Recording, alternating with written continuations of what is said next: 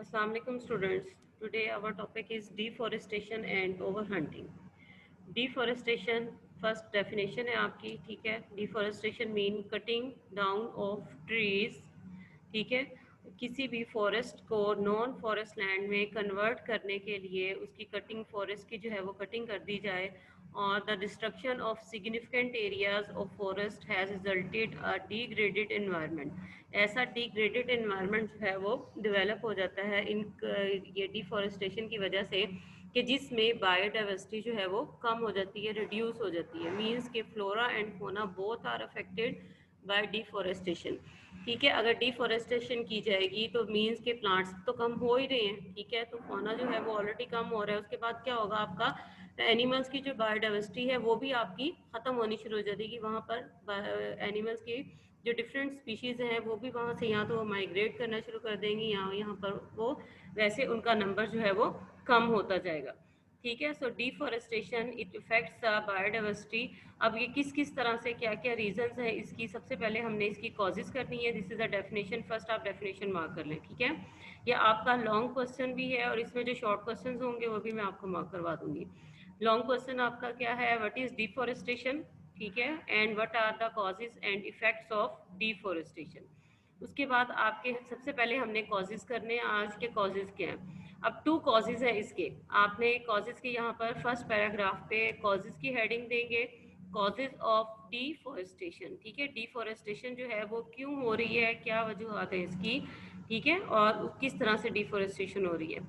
उसमें आपकी first bullet आपकी आएगी, या फर्स्ट पॉइंट आप कर लें, sometime there is slow forest degradation, ठीक है। समटाइम्स क्या है कि फॉरेस्ट को स्लोली, आहिस्ता आहिस्ता जो है वो ख़त्म होते जाते हैं। उसकी रीज़न क्या है कि या तो वहाँ पर जो है वो, आपको पता है कि वुड आहिस्ता आहिस्ता लोग वुड हासिल करने के लिए जो है वुड सोर्स के तौर पर दरख्तों को आहिस्ता आहिस्ता जो है वो काटते जाते हैं, ठीक है। सेकेंडली क्या है, यहाँ तो उसको सडनली और एकदम से clear catastrophic clear cutting mean एकदम से उनको कट डाउन कर दिया जाता है पूरे के पूरे फॉरेस्ट को for urban development. Urban development means कि वहाँ पर सिटीज़ या सोसाइटीज़ बनाने के लिए पूरे का पूरा फॉरेस्ट जो है वो एकदम से क्लियर कट उसको कर दिया जाता है, पूरे का पूरा काट दिया जाता है।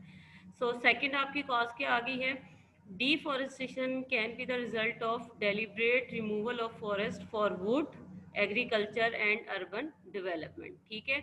या उसको आहिस्ता आहिस्ता जो है वो उसकी कटिंग कर दी जाती है, आहिस्ता आहिस्ता से उसको रिमूव कर दिया जाता है, ठीक है। ये आपके 2 जो है वो पॉइंट्स आगे हैं कॉजेज के यहाँ तक, ठीक है।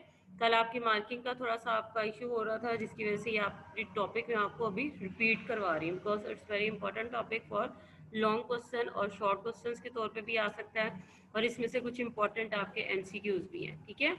अब नेक्स्ट पैराग्राफ में आपने हेडिंग ऐड कर देनी है, this is the next paragraph, ठीक है। यार आपकी हेडिंग आ जाएगी इफेक्ट्स ऑफ डिफॉरेस्टेशन, कि अगर डिफॉरेस्टेशन हो रही है तो बायोडाइवर्सिटी को, हमारे एनवायरनमेंट को किस तरह से जो है वो इफ़ेक्ट कर रही है, किस तरह से जो है वो उसको डिग्रेड कर रही है, किस तरह से उसको ख़त्म कर रही है, ठीक है। यहाँ पर आपके आगे हैं इफ़ेक्ट्स ऑफ डिफॉरेस्टेशन। अब आपने इफ़ेक्ट्स में आपने बुलेट्स बनाते जाना है, ठीक है। बुलेट्स में करेंगे, आपने पैराग्राफ में नहीं लिखना, ठीक है। Deforestation effects the amount of water in soil and moisture in temperature. When there are no trees to keep soil in place, there are more chances of soil erosion. सबसे पहले तो आप देखें कि इसमें आपका जो है वो जी बच्चे अभी कुछ ज्वाइनिंग में रहते हैं, ठीक है। अभी जैसे आप लोगों का है कि डिफॉरेस्टेशन जो है उसमें अमाउंट ऑफ वाटर सॉइल के अंदर जो है वो कम होता जाता है, बिकॉज सॉइल जो है वो ड्राई होती है। जब प्लांट्स ही नहीं होंगे वहाँ पर तो सॉइल के अंदर जो मॉइस्चर कंटेंट है वो ख़त्म हो जाएगा, और सॉइल जो है वो ड्राई होना शुरू हो जाएगी, ठीक है। और जिसकी वजह से उसमें सेकंड क्या आ जाता है आपका कि when there are no trees to keep soil in place, there is more chances of soil erosion, soil का उखड़ना। सॉइल इरोजन मीन सॉइल का उखड़ जाना, सॉइल अपनी जगह पर नहीं रहती, और जो प्लांट्स होते हैं उस सॉइल को बांध कर रखते हैं, जोड़ के रखते हैं, ठीक है, सॉइल पार्टिकल्स को। लेकिन जब प्लांट्स नहीं होते तो क्या होता है कि सॉइल पार्टिकल्स की जो बाइंडिंग है वो वीक हो जाती है, उसकी वजह से वो डस्ट में चेंज होना शुरू हो जाते हैं, ठीक है।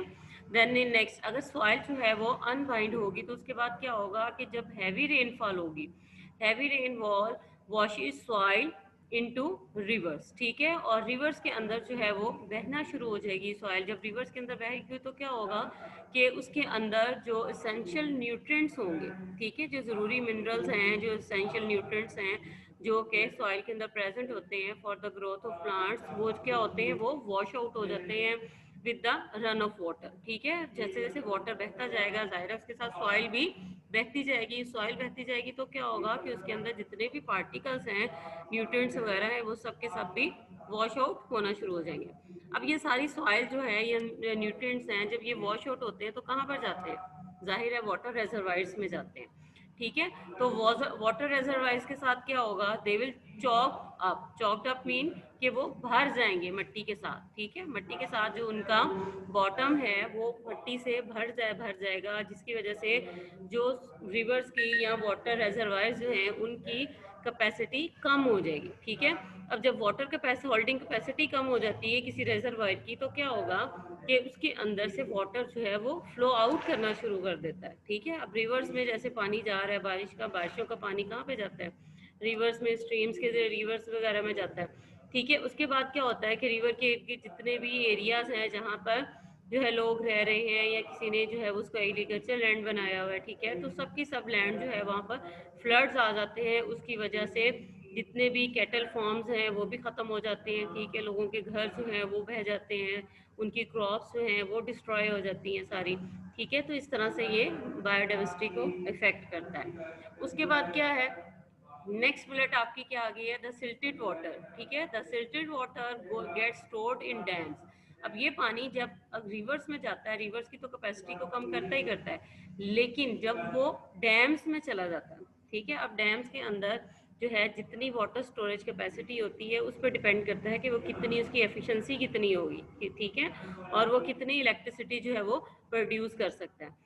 अब इस तरह से क्या होता है कि जब सिल्टेड वाटर, जो सॉइल पार्टिकल्स मिक्स हो जाते हैं वाटर के अंदर, तो क्या होता है कि जब वो डैम्स वगैरह में जाते हैं तो उसमें नीचे बॉटम में बैठ जाते हैं। बैठने की वजह से डैम्स की जो कैपेसिटी है वो भी कम हो जाती है, ठीक है। डैम्स की कैपेसिटी कम होने की वजह से क्या होता है कि एट लास्ट उसकी जो एफिशिएंसी है डैम्स की वो ख़त्म होती जाती है, कम होती जाती है, और इलेक्ट्रिसिटी प्रॉब्लम्स जो हैं वो बढ़ते जाते हैं, ठीक है।